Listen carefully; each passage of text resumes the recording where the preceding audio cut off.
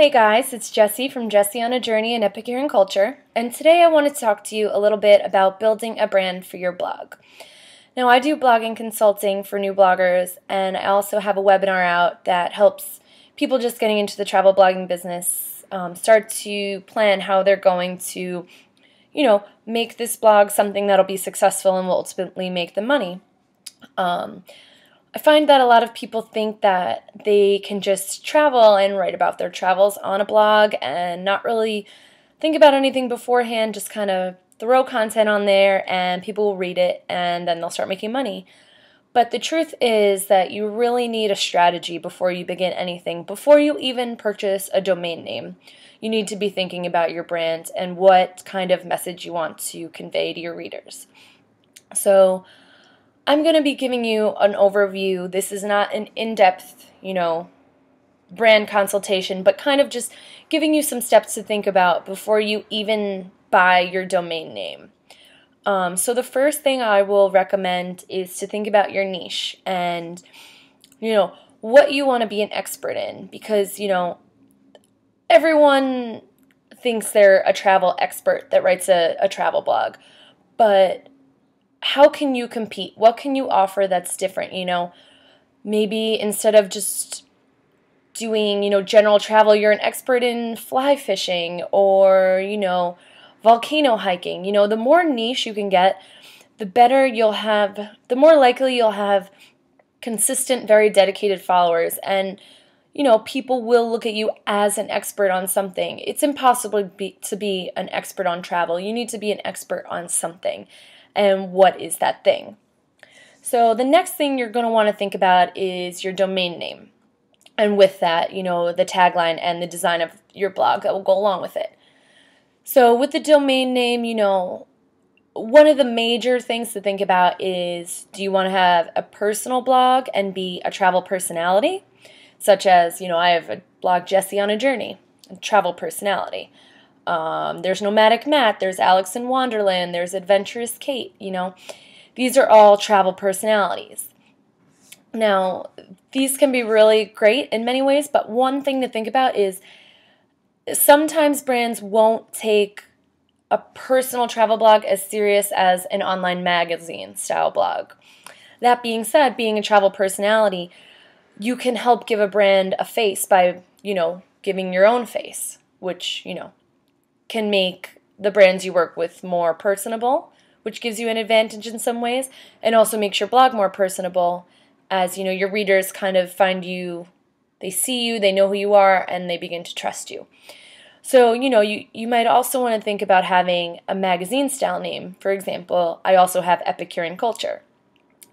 And the reason I have the two is that I want to have both options open. They both have pros and cons, so I figured I would have both. So think about what you want to have, and then your tagline is a great way to start conveying your brand's message. For Jessie on a Journey, I like to focus on offbeat experiences, the things that you wouldn't find in a guidebook. So I made the tagline, getting you beyond the guidebook, which makes sense and tells people exactly what they're going to get when they come to my site. I'm not going to write about the Eiffel Tower in Paris. Instead, I'm going to write about things that you haven't heard about. On Epicurean Culture, I write a lot about, food, wine, and culture for an ethical travel. So tagline, food, wine, and culture for the ethical traveler. I like writing about responsible travel. I like writing about farm-to-table restaurants and organic wineries and just a more eco-conscious way of looking at travel, as well as bringing, certain issues to light. So with that one, since it's a very, culture, wine, kind of elegant topics, I made kind of a more dainty, elegant theme with that one. Now with Jessie on a Journey, since it's like more the offbeat backpacker type thing, it's a black background, chunky font, more of like a rugged font to give you a rugged feel. Look at the themes that are available to you. If you don't know how to, customize your site on your own and you can't hire a developer, invest in buying a paid theme. It's worth it. You're also going to want to make sure that your domain name is available. I mean, at this point, there are a lot of travel blogs out there, and, it's likely that, if you want, adventuretravel.com, it's probably taken. So you might need to get a little bit creative. Make sure the domain is available before you get all excited about it. The third thing that I recommend for building your brand is thinking about the keywords keywords and topics that you're going to want people to go to your site for. So if you're writing about, if you're a backpacker and you want to have a backpacking site, what are the things that lead to your travels? Maybe it's, hostels, street food, urban parks, think of things that you really like, street food carts or, things that, on your travels you kind of find yourself looking at. Maybe you like profiling chefs. Maybe you like, learning local dances. These are all things that you can use to guide your writing and even begin to create series through your brand that'll be on your blog. And, when you're first starting out, you can kind of play around with like, okay, I'm going to do a series on, food trucks in different cities. See if people like it, if people are into it. Maybe you need to tweak the way you're writing about it. Maybe you should add more high-resolution photos or more food photos. And tweak from there. Maybe it's just not something that people really see aligned with what you're trying to do, and you might need to change some things, but play around with these keywords, start doing a few series on your blog and go from there. So the fourth thing I will recommend for your blog is to be consistent and persistent. What I mean is, don't blog once a month. Create a schedule for yourself. Even better if you can create with the series, Tuesdays you do a photo, Wednesdays you do a feature, Thursdays you do a recipe, whatever it is.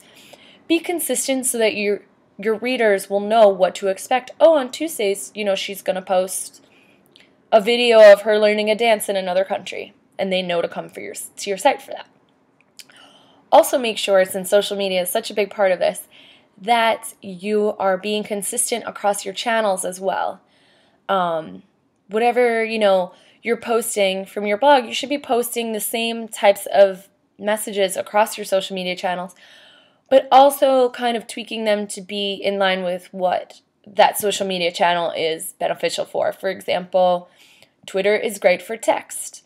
So you're going to want to think of something witty to say that people will want to, make people click and have it in line with your brand. You can take that same message, but instead of using text, instead use a photo, but also conveying the same message, and use it for Instagram or Facebook, which, Facebook's also good for including a message with the photo and a link. So kind of tweak it across your channels, but be saying the same thing, and keep it consistent. If you're writing about backpacking, don't Instagram, a shot of, some luxury hotel you maybe got a press trip to.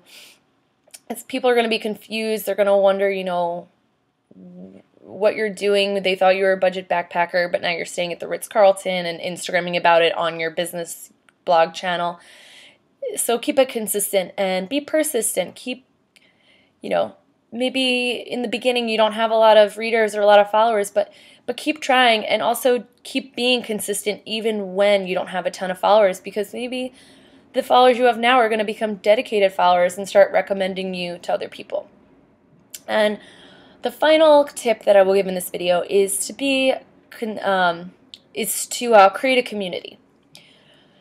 So you don't want to just be telling people, me, I did this, I did that. You want to tell stories in a way that people can, one, replicate, and also see themselves doing as well.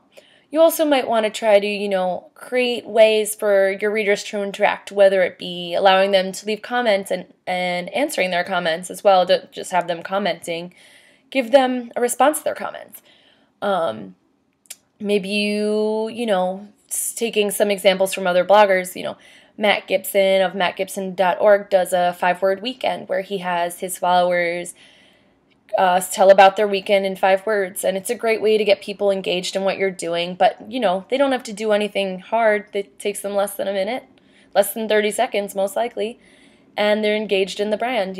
I know The Culturist pretty recently did She had people post about their goals with affirmative statements for making the world a more conscious place, kind of creating a social good wall on the site. And, people were really into it. It's not hard for them to do, but it gets them involved in the site. It makes them feel like they're they're empowered by your brand. They're helping your brand, and they're resonating with your brand. So, create ways for people to engage. Ask them questions in your posts. Give them a reason to comment, or if they email you with a question, write a post about it. If someone emails you saying, "Hey, what hiking shoes should I use? I know you go hiking on a lot of your trips." Write a post and say, "Hey, I got a reader question the other day asking me what the best, hiking gear was," and write a post about it and get them engaged. So these are just a few basic tips on creating a brand for your blog.